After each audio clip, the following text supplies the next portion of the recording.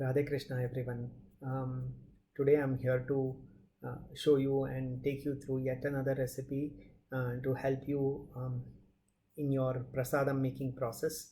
Um, Krishna is rasaghana. That means he loves all the different types of rasas, and therefore, as Shri Vaishnavas, when we are making various types of prasadams, it is important that we do make various types of prasadams. It cannot be just plain rice and ghee monotone for Krishna, especially when you have a Laddu Krishna at your home. He loves prasadams, he loves your Yashoda and Devaki Bhavam. So it is therefore very important that we make various different types of prasadams. Today I'm here to show you our Sri Vaishnava style Iyengar Avarekaayi Huli or Sambar or Melogra. Melogra, it actually means to season on top. Mele ugrane hakode Melogra. ಅದರಲ್ಲೂ ಕಡಲೆಕಾಯಿ ಬೀಜ ಸೇರಿಸಿ ಹಾಕಿದ್ರೆ that is traditionally called melogra. So let us see how to make this. Please make this. It is very warm and all compatible. It works with rice roti, chapathis, idly and dosa. So there's absolutely no reason at all why one should not make this. Of course, make it in season when it is available. It is a video that I had made a couple of months ago when Avarekaayi was in season. I'm just a couple of months due in presenting this to all of you. So let us see how to make this. Radhe Krishna friends, today I'm here to show you how to make Avarekaayi Kodambu. It is a very interesting and a very special recipe, so I'm going to show you how to make this. For this, what I have done is I have taken about 1.5 cups in the measuring cup, 1.5 cups of Avarekaayi, and I have boiled it nicely. And I have also retained the water in which the Avarekaayi was boiled, because that water contains a lot of fragrance. Sometimes these days, because of the use of pesticides and all of that, when you boil, the water turns really black sometimes when you're boiling the country beans. So then you will have to let go of that water and only retain the Avarekaayi.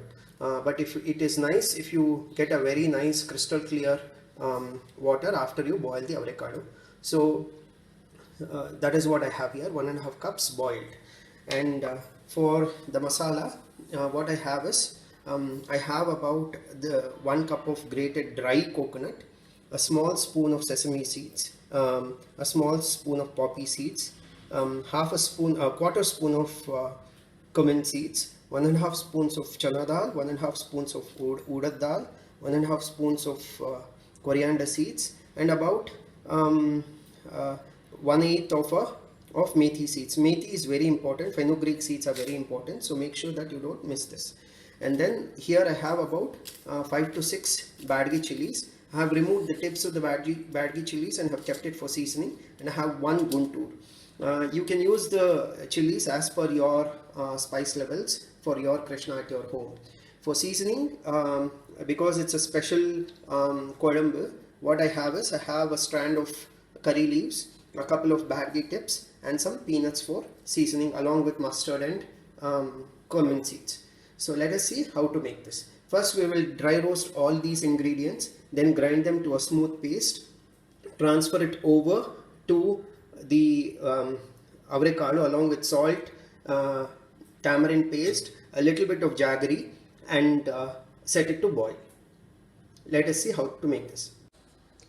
So friends, I have transferred everything to a nice pan, and I'm starting to dry roast all of these ingredients. So you can see the fenugreek, the cumin seeds, chana dal, urad dal, coriander, all of these things. Coconut, sesame and poppy seeds I'm going to transfer at the end, because they are very delicate and they get roasted very fast. So it's always important to maintain the order in which you roast these ingredients.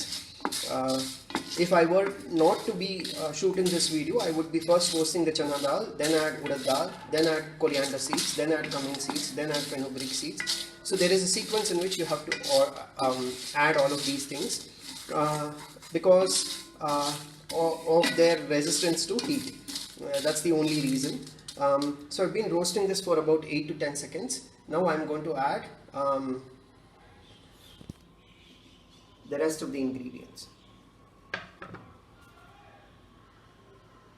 So I'm adding poppy seeds, I'm adding sesame seeds. We are going to give it a couple of seconds for these two seeds to start splattering.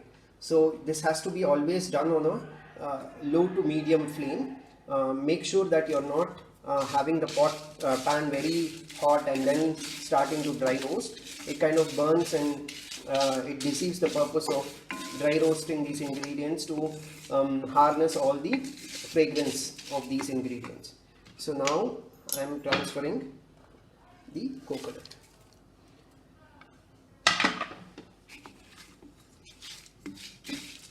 After you transfer the coconut, you have to just turn off the stove and let it remain there until all of these things kind of cool down. So that much heat is enough to roast the coconut, because dry coconut is already dry and contains a lot of oil in it. If the flame is too high, it kind of gets burnt and oozes out a different kind of flavor, and you don't want that in your kodambu when you're making it for Krishna. So let us allow to cool this down. So when all the roasted ingredients are cooling down, have transferred the boiled avarekaayi into a nice pot along with the water, and I'm adding a bit of salt and a bit of turmeric. Turmeric because it allows the country beans to retain its nice hue, light green hue. So we have to allow this to boil because you want the country bean grains to catch all the saltness. So it's very important that you set it to boil. In the meantime, we are allowing the ingredients to cool down, and we are going to make it into a smooth paste. Hi friends, now I have ground all the dry ingredients into a nice smooth paste, as you can see here. This is the water that I have used to rinse the mixer jar. I have squeezed the tamarind pulp, and I have a bit of jaggery that I have taken here. I'm just showing you this much jaggery. So now let us start adding all of these to the boiling country beans. So as you can see here, the country bean is boiling. I'm adding jaggery, I'm adding the ground paste and the remaining water. You have to keep monitoring the consistency of the kodambu, because you have added chana dal and urad dal. There is a tendency that it's going to thicken very soon, so you have to continuously keep on monitoring.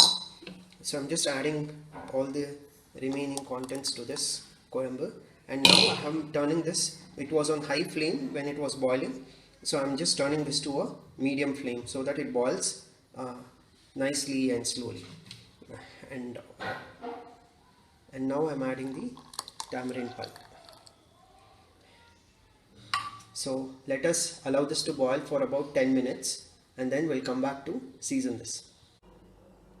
Hi friends, now you can see that it has come to a nice rolling boil, and there is a layer of foam kind of a thing that gets formed. That is when the kodambu is at its creamiest best, and it will be the seamless at that point in time. If you overboil, it's going to break and you won't get the seamless consistency. So it's very important that you turn off the stove now and give it a nice seasoning. So I'm turning it off, it stops boiling, and I'm going to give it a nice seasoning. Hi friends, now the seasoning is done. So I'm just adding the seasoning along with peanuts, mustard, cumin seeds, curry leaves, hing and ghee. So please make this and offer to your Radha Krishna using the Grasa Mudra, and offer yourself along with this kodambu and rice. Sarvam Shri Krishna Arpanam, Radhe Krishna.